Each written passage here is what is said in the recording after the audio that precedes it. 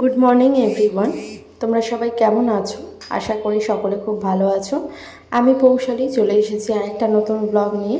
আগের দিন তোমরা দেখেছিলে যে আমি একটা এই যে ধনে গাছ বসাবো বলে আমি এই গোটা ধনেটা বারবার মানে দুদিন ধরে রোদে দেব। আগের দিন প্রসেস বলে দিয়েছি, তো আজকে সকাল সকাল এখন 8টা বাজলো। 8টা বাজতে না বাজতেই আমি ভাবলাম যে এটা রোদে দিয়ে দিই, কারণ এখন থেকে রোদ ওঠা স্টার্ট হয়েছে। এই যে দেখো হালকা পাতলা রোদ উঠছে আর বেশ ঠান্ডা ঠান্ডা ওয়েদার, কিন্তু রোদটা যেহেতু উঠছে তো ভাবলাম যে এখন থেকে রোদে দিয়ে দিই, বেশ খানিকক্ষণ রোদ পাবে। আর এদিকে আমি জলখাবার বানাতে চলে এসেছি। এখানে বানাচ্ছি মুড়ি আর চিঁড়ে মিক্সচার। এখানে দেখো আলু, পেঁয়াজ, একটুখানি কাঁচা লঙ্কা কুচি করে নিয়েছি, দিয়ে এটা বানাবো। এটাই আজকে আমরা ব্রেকফাস্টে খাবো, আমি মা দুজনে মিলে খাবো। তো এরমভাবে বানিয়ে তোমাদের বাড়িতে যদি চিঁড়ে আর মুড়ি থাকে, এমনি শুকনো শুকনো যদি সবসময় খেতে ভালো না লাগে চানাচুর দিয়ে, তাহলে এইভাবে কোনো দিন বানিয়ে দেখো। জাস্ট বেশিক্ষণ না, জাস্ট 2 থেকে 3 মিনিট একটু নাড়বে, একটুখানি লালচে লালচে হওয়া অবধি আর কি, ততক্ষণে হয়ে যাবে।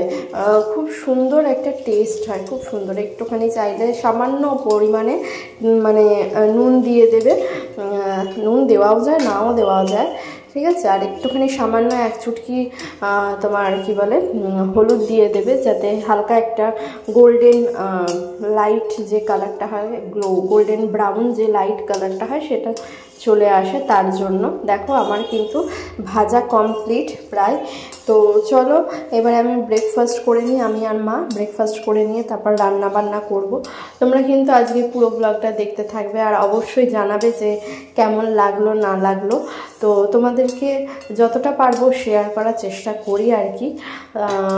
তো সারাদিনের কাজকর্ম জানি না তোমাদের কেমন লাগে, তো কমেন্ট করে জানিও তোমাদের সত্যি কেমন লাগে।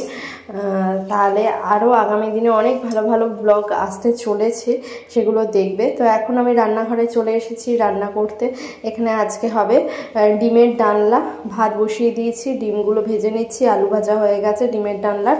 এদিকে মশলাটাও বাটা হয়ে গেছে, আদা রসুন মানে অল্প একটু পেঁয়াজ আর কাঁচা লঙ্কা। এদিকে মুসুর ডাল পাতলা করে দিয়েছি, আর ওদিকে হচ্ছে আলু আর পেঁয়াজ কলির তরকারি হবে।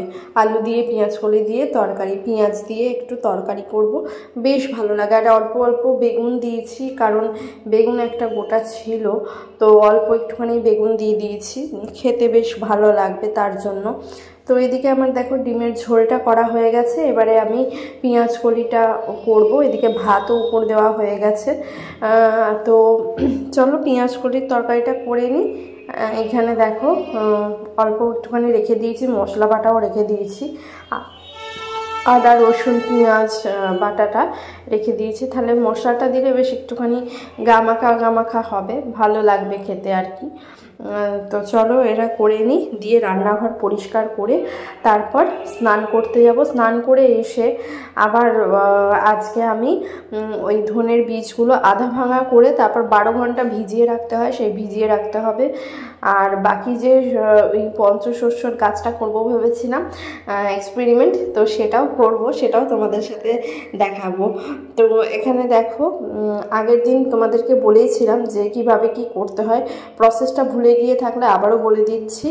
2 দিন কিন্তু এই ধনের বীজটা তোমরা মানে ধনেটা, গোটা ধনেটা 2 দিন ধরে রোদে ভালো করে রোদ খাওয়াতে হবে কিন্তু, ঠিক আছে।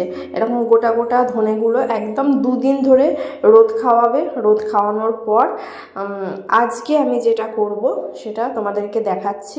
তোমাদেরকে আগের স্টেপ থেকে আমি বলে দিচ্ছি, ভালো করে দেখে নাও, শুনেও নাও। আজকে যেটা করছি সেটা দেখো। আজকে যেটা করছি, এরকম খবরের কাগজ নিয়ে নিয়েছি, আর এখানে আমি এই গোটা ধনেগুলো যেটা 2 দিন ধরে রোদ খাওয়ালাম সেটা আমি অল্প করে নিয়ে আমি হামানদিস্তের যে ইয়েটা হয় মানে ডান্ডিটা হয় সেইটা দিয়ে ভালো করে হালকা হাতে একটু প্রেস করে চাপ দিলেই কিন্তু, এটা যেহেতু সান ড্রাইড তাই বেশি চাপ দিতে হবে না, জাস্ট মানে মুখগুলো খুলে যায় যাতে, 2 আধখানা হয়ে যায় যাতে, সেই রকমভাবে করে দিতে হবে। তো এই প্রসেসটাতেই তোমরা কিন্তু করবে, আশা করছি তোমাদের মানে প্লান্টিংটা ভালো হবে, গাছটাও ভালো হবে। তো আমি যেভাবে করি সেইভাবে তোমাদের সাথে শেয়ার করলাম। আশা করছি তোমরা এইভাবে করলে ভালো একটা ফলন পাবে। আর ধনেপাতা তো এখন শীতকালে আরও বেশি দাম বাড়বে, কারণ ধনেপাতা এমনি প্রচুর টাকা দিয়ে বাজার থেকে এমনি সময়তেও কিনতে হয়। আর এখন যাতে কিনতে না হয়, শীতকালে তো জানোই সবেতে একটু ধনেপাতা দিতে হয়, তো তার জন্য এখন থেকেই আর কি গাছটা করে নেওয়া। আর এখানে রয়েছে দেখো এই যে পঞ্চশস্য, মাকে বলেছিলাম যে রেখে দিতে একটুখানি, আমি এক্সট্রা করে এনেছিলাম। তো ওইটা দেখবো যে কি গাছ হয়, কি গাছ হয় আর কি, সেটা দেখার জন্যই আর কি প্ল্যান্টিংটা করা।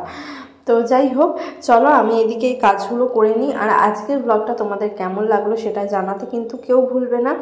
আর চলো দেখে নাও, দেখতে থাকো কিভাবে কি করছি। এটা কিন্তু 12 ঘন্টা জলে ভিজিয়ে রাখবো। মানে আজকে এখন বাজলো, মানে আমি যখন এখন এটা 2-8 ঘন্টা করছিলাম, জলে ভেজাচ্ছিলাম, তখন মোটামুটি ধরে নাও, এই যে দেখো জলে ভেজালাম, মোটামুটি ধরো বাজলো হচ্ছে 1:30টা।